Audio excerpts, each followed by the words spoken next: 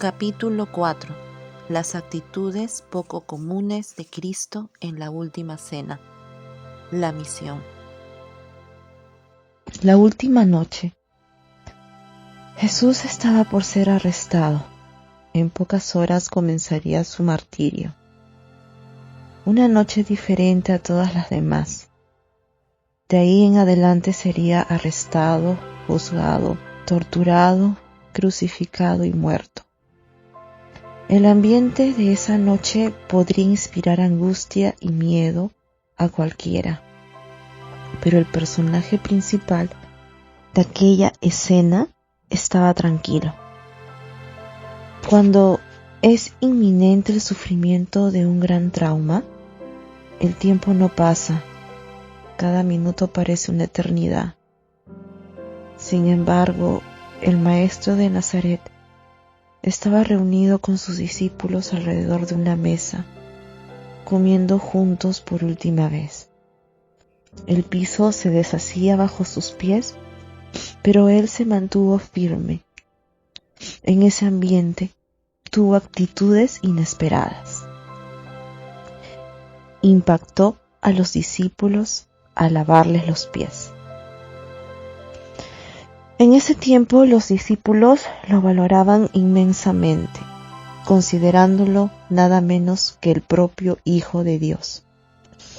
Pero aquella noche tuvo algunas actitudes que los impactó o impactaron a todos.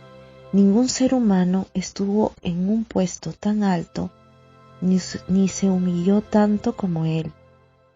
Como comenté en el primer libro de esta colección, Jesús, deseando dar profundas lecciones de la vida en los últimos momentos antes de su muerte, tuvo el coraje de rebajarse a los pies de sus incultos discípulos y lavarlos silenciosamente. El maestro de Nazaret, con esa intrigante actitud, vacunó a sus discípulos contra el individualismo. Inauguró una nueva forma de vivir y de relacionarse.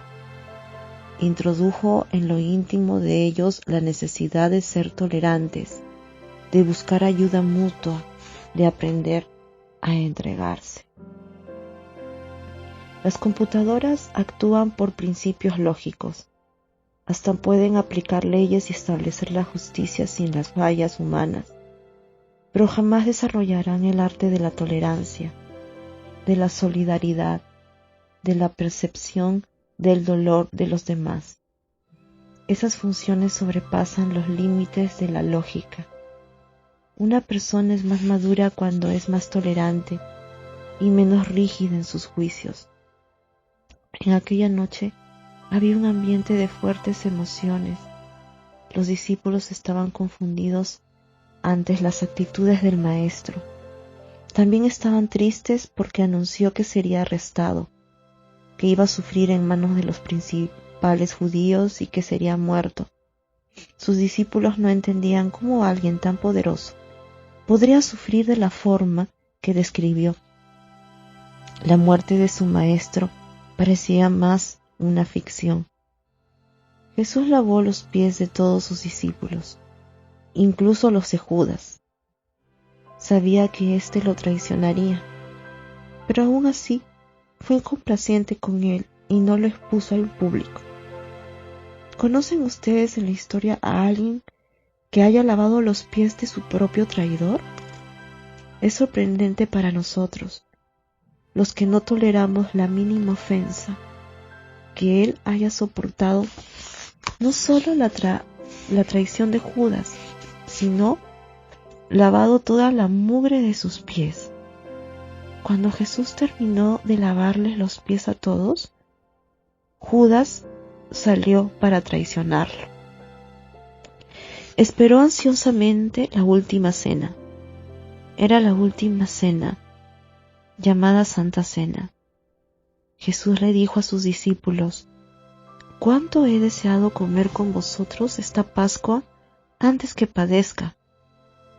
Porque os digo que no la comeré más hasta que se cumpla en el reino de Dios». Lucas 22, del 15 al 16. Reveló así que hacía años que esperaba aquella última cena. ¿Por qué era tan importante aquel momento? ¿Podría una cena representar tanto para él como para que usara palabras poco comunes en su vocabulario como ¿cuánto he deseado? Nunca había dicho que esperaba algo con tanta emoción. Para los discípulos era un banquete más, pero para el maestro de Nazaret, aquella cena era diferente a todas las anteriores. Representaba la historia de él, su gran comisión. La Pascua era una fiesta conmemorada anualmente para recordar la liberación del pueblo de Israel. Antes de salir de Egipto, huyendo del dominio en el que vivía el pueblo, cada familia había inmolado un cordero y esparcido la sangre sobre los umbrales de las puertas. La carne sirvió para alimentar al pueblo y suplir sus fuerzas para iniciar la jornada por el desierto en búsqueda de la soñada tierra de Canaán, la tierra prometida. Por lo tanto, la Pascua era una fiesta alegre, radiante, una celebración de la libertad. Pero los amigos íntimos de Jesús no sabían si llorar o alegrarse. Por un lado, la mesa estaba servida. El alimento saciaría el hambre y daría placer. Por otro lado, había en el aire una tristeza insoportable, ya que el maestro anunció que iba a partir. Los discípulos no entendieron que Jesús quería identificarse con el Cordero de la Pascua para alimentar, alegrar y liberar no solamente el pueblo de Israel, sino a toda humanidad. En el momento del bautismo de Jesús, al inicio de su vida pública, Juan el Bautista lo introdujo con una frase de gran impacto, incomprensible para sus oyentes.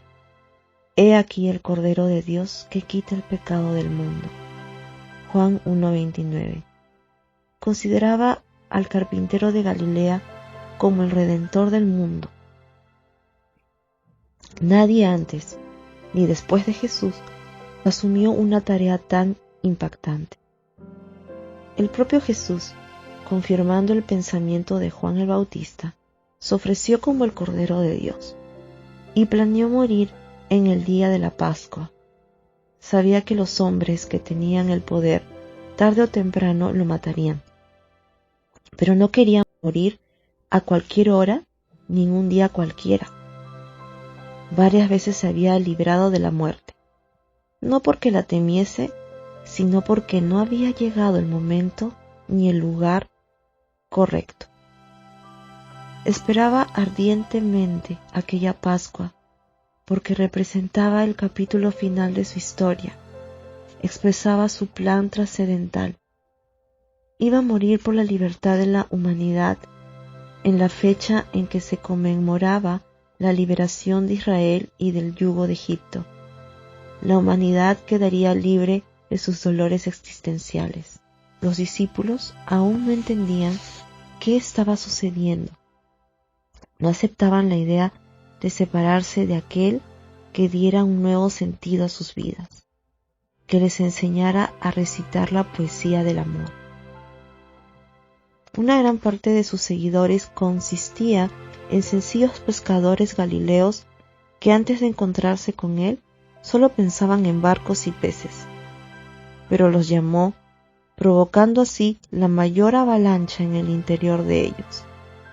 Les reveló los horizontes hablándoles acerca de los misterios de la existencia, de los secretos de la eternidad, enseñándoles a amarse y entregarse los unos a los otros.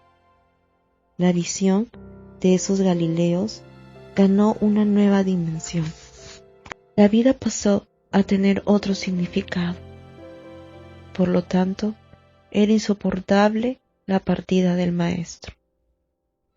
Un discurso sorprendente. En aquella noche extraña, Cristo no solo lavó los pies de los discípulos y los estimuló a desarrollar las funciones más altruistas de la inteligencia. También los impresionó con un diálogo sorprendente. Todos estaban reclinados sobre él, saboreando el cordero pascual. Entonces Jesús interrumpió la cena, los miró y profirió su más intrigante discurso. Un discurso breve que, no obstante, perturbó profundamente a los discípulos.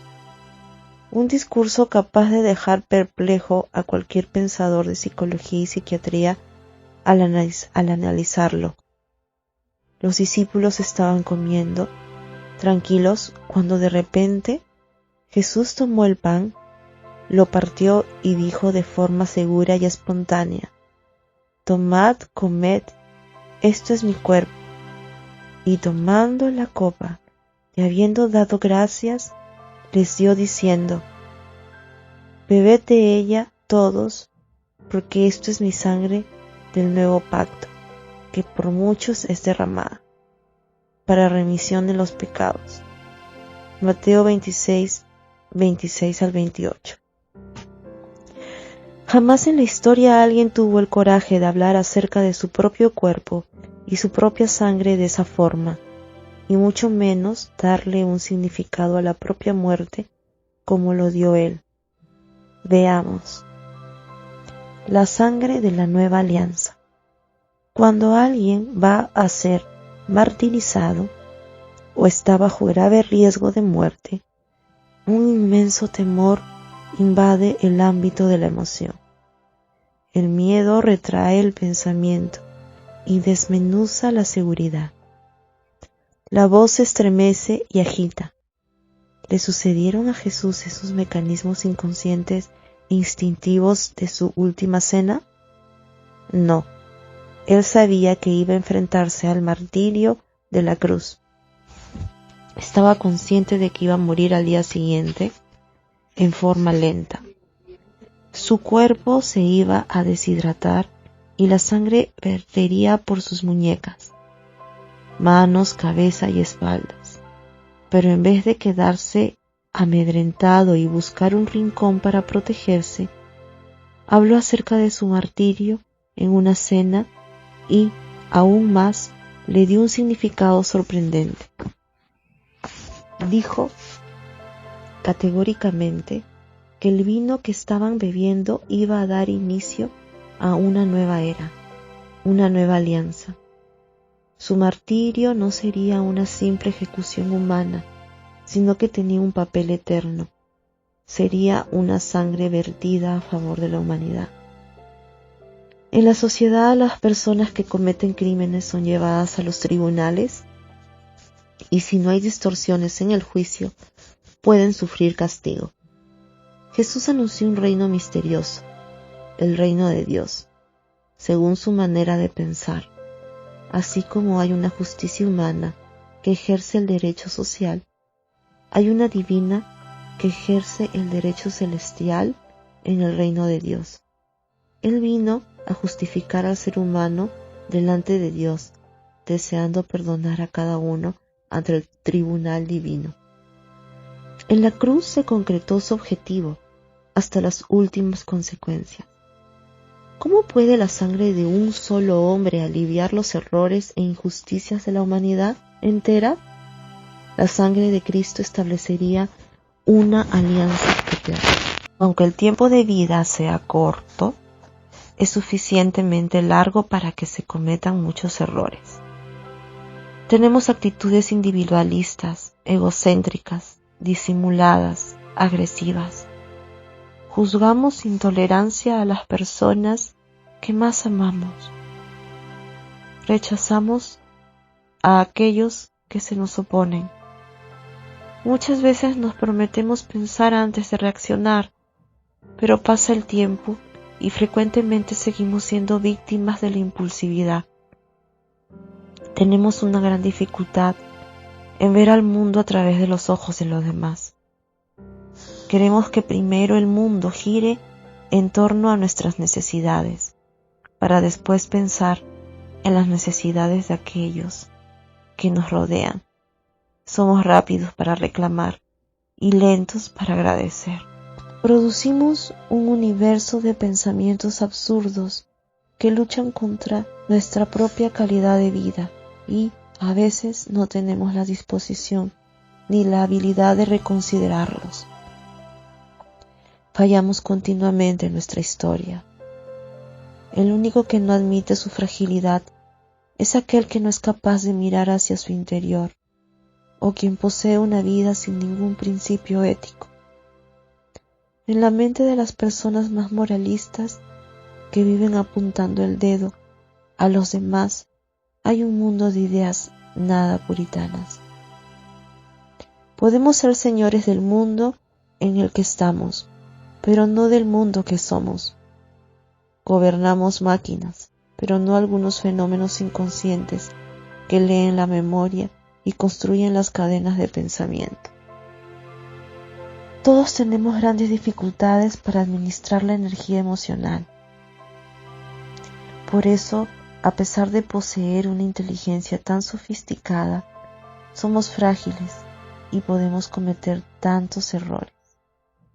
Somos una especie que cojea entre todas las formas de aciertos y errores. Y de repente surge un Galileo que no frecuentó escuelas y dice, para sorpresa nuestra, que vino para darnos algo maravilloso, la vida eterna. Y en lugar de requerir grandes actitudes nuestras para conseguirla, o de declarar con severidad que no cometamos ninguna clase de error o inmoralidad, no exige nada de nosotros, solo de sí mismo. Muere para que no muramos, sufre para que no suframos. Derrama su propia sangre para justificarnos delante del autor de la existencia. El que es incapaz de analizar las ideas de Cristo es el único que no se perturba. Jesús es, sin duda, una persona única en la historia. Cualquiera que se ponga a pensar un poco en la dimensión de sus gestos quedará asombrado. Miles de cristianos observan cada semana los símbolos del pan y del vino, sin darse cuenta de que aquello que parece un simple ritual revela en realidad las intenciones de una persona sorprendente. La sangre se compone de hemática, leucocitos, plaquetas y muchas otras sustancias. Todos tenemos ese preciso líquido que circula miles de veces a lo largo de la vida para nutrir las células y transportar todas las impurezas para ser metabolizadas en el hígado y eliminadas en la orina. Pero cuando el cuerpo muere, la sangre se deteriora, perdiendo sus características y funciones. El maestro de Nazaret dio un significado a su sangre que sobrepasó los límites de su aspecto material. Su vida y su sangre serían usadas como herramientas de justicia y perdón. Serían usados tanto para aliviar los sentimientos de culpa del ser humano como para quitar todas sus deudas para con el Creador. Según Cristo, el rigor del reino del mundo venidero tendrá a Él mismo como su más excelente abogado defensor. ¿Cómo puede alguien decir que la sangre que circula en sus arterias es capaz de frenar el sentimiento de culpa contenido en lo íntimo del alma? ¿Cómo puede la sangre de un hombre transformar nuestra pesada y turbulenta existencia en una suave y serena trayectoria de vida? Algunas personas hacen psicoterapia durante años buscando aliviar el peso de su pasado y solucionar sus sentimientos de culpa, pero muchas veces con poco éxito.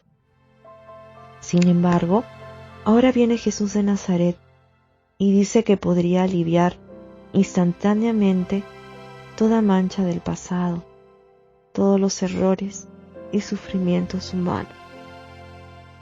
Freud fue un judío ateo, pero si hubiese investigado la historia de Jesús, quedaría intrigado y encantado con su propuesta. Si todos los padres de la psicología que comprendieron que la historia registrada en el inconsciente de la memoria tiene un inmenso peso sobre las reacciones del presente, si hubiesen tomado plena conciencia de la propuesta del Maestro de Nazaret, admitirían que es arrebatadora. Lo más admirable es que Jesús no quería solo aliviar el peso del pasado sobre el presente. También deseaba introducir la eternidad dentro del ser humano y llevarlo a poseer una vida llena de pleno placer y con las funciones más importantes de la inteligencia. ¿Ya se imaginó qué es poseer una vida sin fin, sin cualquier sentimiento de culpa, e incluso saturada de placer y sumergida en una esfera donde reinan el arte de pensar, el amor mutuo, la solidaridad, la cooperación social? El Maestro de Nazaret quería borrar los dolores, el tedio, las lágrimas, la vejez y todas las miserias psíquicas, físicas y sociales de nuestros diccionarios. Ni la psicología soñó tanto, ni los filósofos en el máximo de sus distracciones humanísticas se imaginaron una vida tan sublime para el ser humano. Tenemos que confesar que la pretensión de Jesús sobrepasa los límites de nuestra previsibilidad. Demostró con su cuerpo el acceso a la naturaleza de Dios.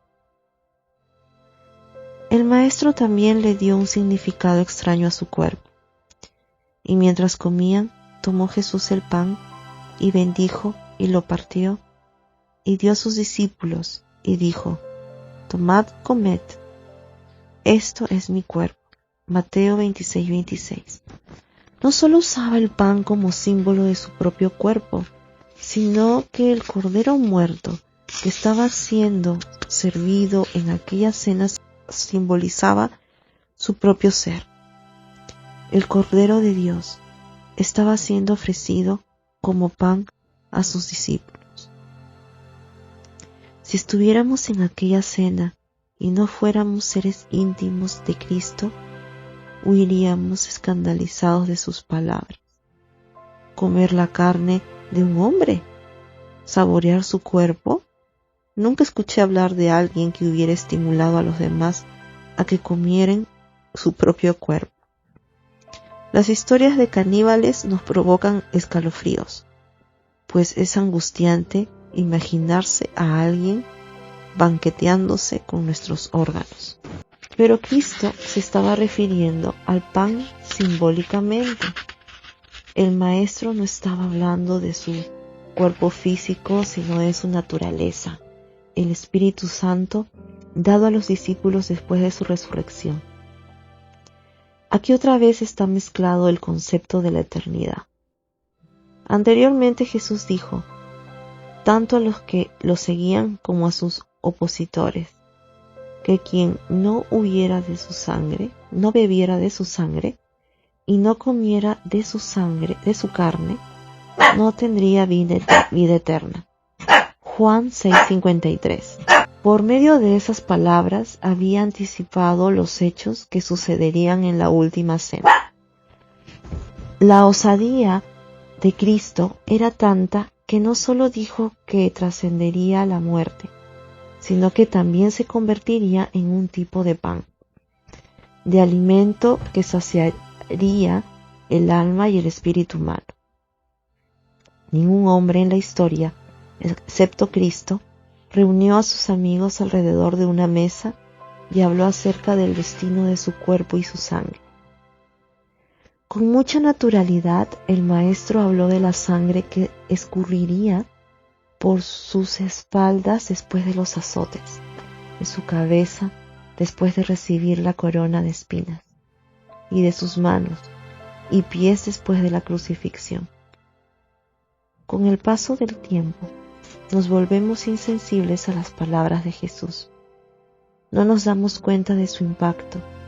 Imagine si alguien nos invitara a una cena y de repente nos mirase a los ojos y nos estimulase a beber de su sangre y a comer de su carne, aunque sea simbólicamente. ¿Qué reacción tendríamos? Pánico, desespero, vergüenza, deseo de huir rápidamente de ese escenario violento. ¿Consideraríamos a nuestro anfitrión como el más loco de los hombres?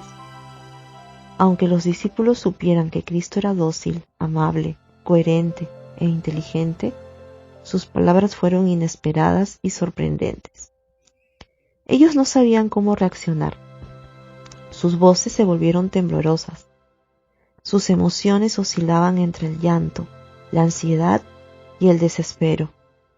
No osaban preguntar nada a Jesús, pues sabían que sus palabras anunciaban su fin, expresaban su verdadera misión.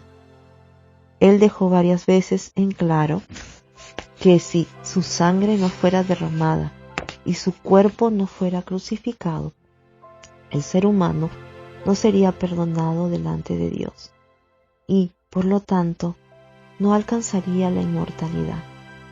Nunca alguien planteó un proyecto tan ambicioso.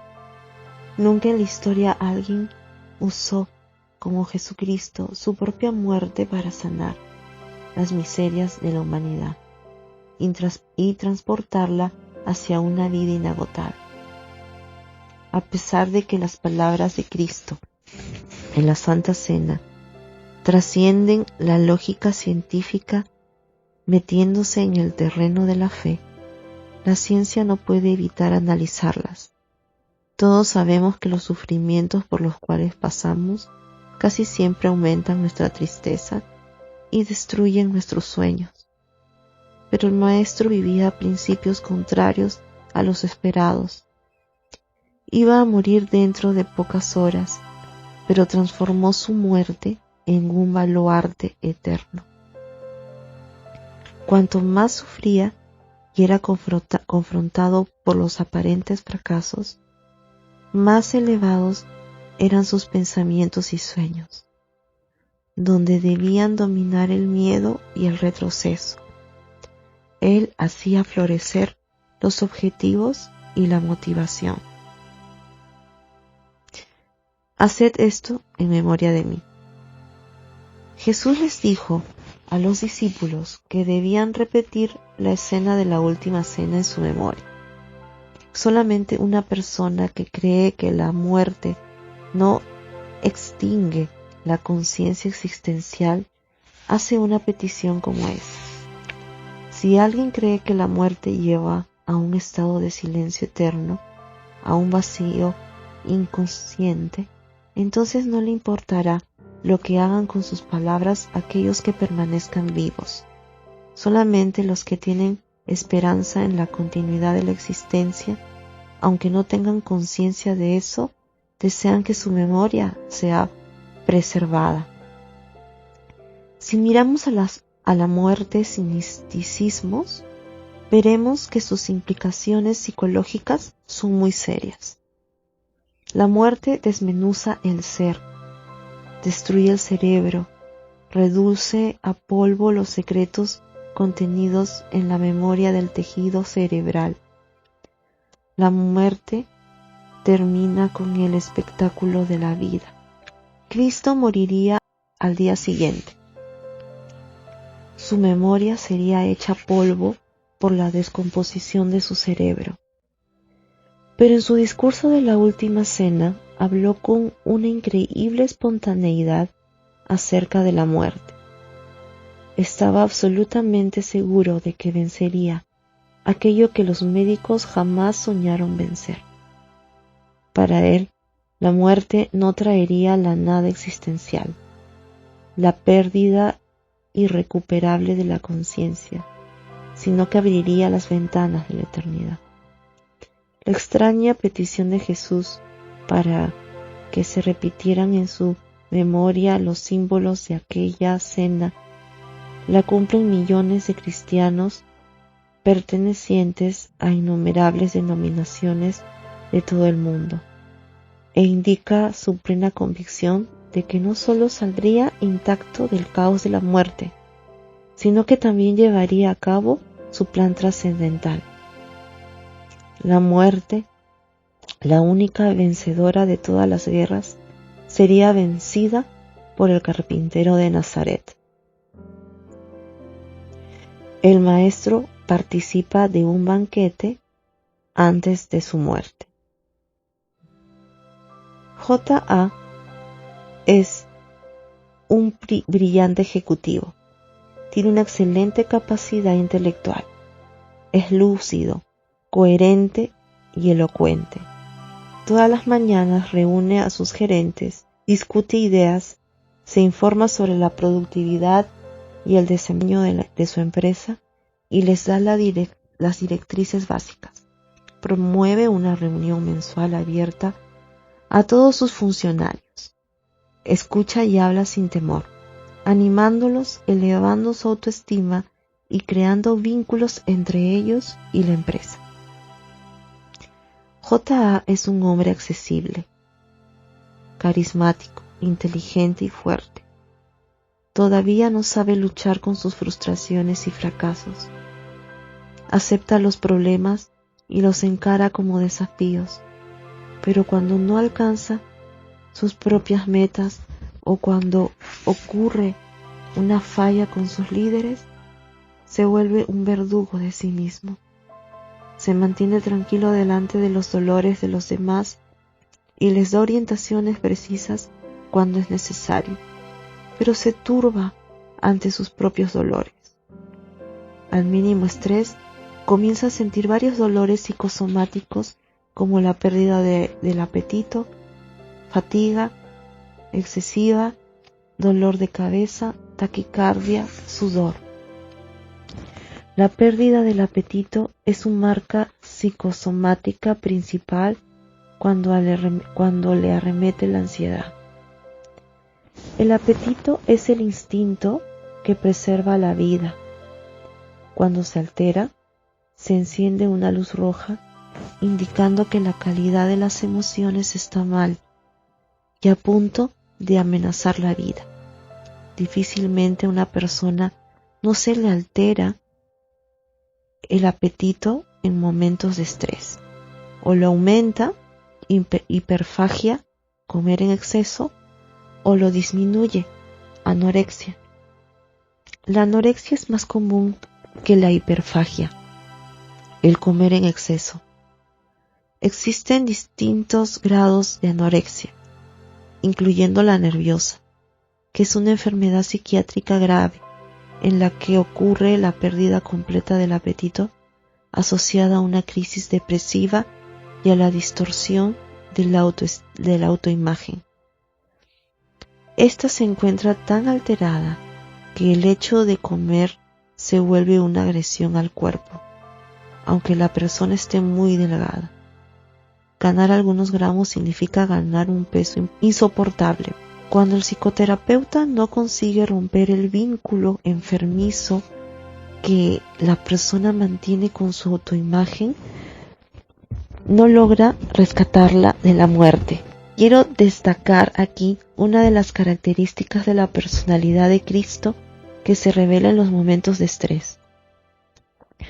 Nadie conseguiría mantener su apetito intacto sabiendo que dentro de algunas horas iría a sufrir intensamente y al final morir. En esa situación solo habría posibilidad de llorar y de desesperarse. Sin embargo, el maestro participó de un banquete con sus discípulos en la última cena. Es una actitud totalmente inesperada. Comió y bebió suficiente con sus discípulos. Comió el pan, el cordero pascual y bebió vino. Sus enemigos iban a hacerlo pasar por largas sesiones de tortura, pero en aquel momento la idea que se tenía era que no poseía enemigos. De hecho, para él no existían. Solo sabía ser amigos. Solo sabía ser amigos. ¿Por qué no hacía enemigos? Porque no se dejaba perturbar por las provocaciones, ni se dejaba contaminar por las ofensas y la agresividad que lo rodeaban. Frecuentemente actuamos de forma diferente. Hacemos de nuestras emociones una verdadera cesta de basura. Cualquier actitud agresiva nos afecta y nos perturba durante días. Una simple mirada indiferente nos quita la tranquilidad. A Cristo no le importaba su imagen social. Era seguro y libre en el área de las emociones. El mundo a su alrededor podía conspirar contra él, pero Cristo caminaba entre las turbulencias de la vida como si nada de eso estuviera ocurriendo. Por eso comió mucho la noche anterior a su muerte, no dejándose abatir antes de tiempo. ¿Cómo es posible que alguien que está a punto de ser clavado en una cruz no esté deprimido? ¿Cómo puede alguien que va a pasar por un espectáculo vergonzoso y doloroso tener la estructura emocional para relacionarse en forma agradable con sus amigos íntimos en torno a una mesa? Una estructura emocional sólida. Si bien es difícil comprender cómo conservó Cristo el instinto del hambre horas antes de su martirio, imagine si le dijéramos a usted, lector, que él no solo participó de un banquete, sino que cantó antes de morir. Pues eso fue lo que sucedió. El registro de Mateo dice: y cuando hubieron cantado el himno, salieron al monte de los olivos. Mateo 26:30. ¿Qué disposición tendría alguien para cantar en vísperas de su fin? El amante más grande de la música cerraría sus labios, pues nuestra emoción nos encierra cuando tenemos por delante los dolores. Pero Cristo se sentía libre cuando tenía por delante los suyos. La canción que entonó no fue compuesta en esa hora, sino que fue una letra conocida por los discípulos, pues todos la cantaron, y eso está registrado en Mateo 26:30. Creo que la letra era alegre y por eso, como de costumbre, o probablemente batieron palmas mientras cantaban. Mateo 26:30. La conclusión a la que llegamos es que el maestro de Nazaret era un magnífico gerente de su inteligencia. Administraba con extremada habilidad sus pensamientos y emociones en los momentos de estrés. No sufría anticipadamente, aunque tuviese todos los motivos para eso. Si se hubiera puesto a pensar en el drama que iba a empezar dentro de pocas horas en el jardín de Getsemaní. Un amigo mío que se iba a someter a una cirugía para extirparse un tumor, se fue poniendo cada vez más ansioso mientras más se acercaba la fecha. En la víspera estaba tan angustiado y tenso que se le reflejaba en su cara. Tenía el rostro contraído y preocupado.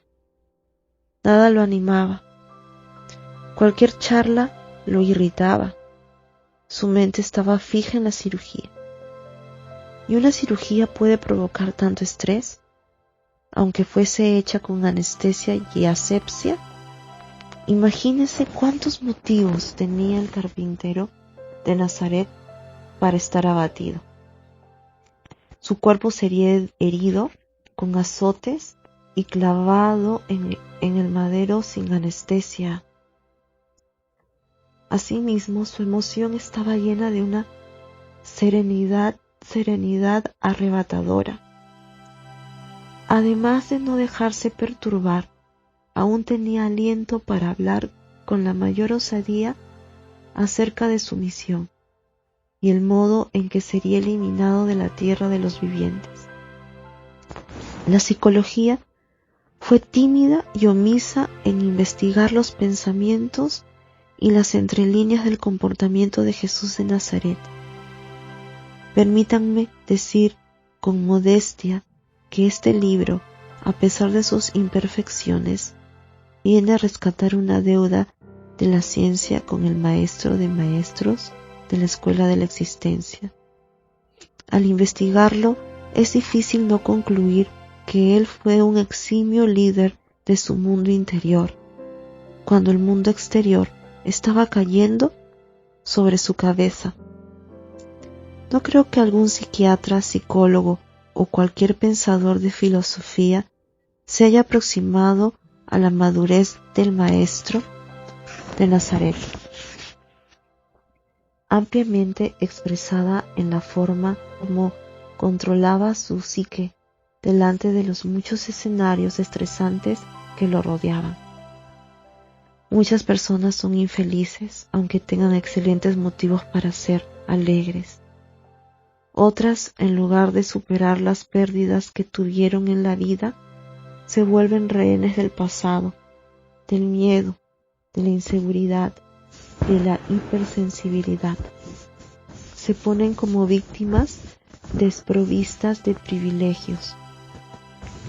Nunca consiguen construir un oasis en los desiertos que atraviesan. Jesús forjó una trayectoria emocional contraria. Él pudo haber sido un hombre angustiado y ansioso, pero, al contrario, era tranquilo y sereno. La riqueza de su emoción era tanta que llegó a lo inconcebible.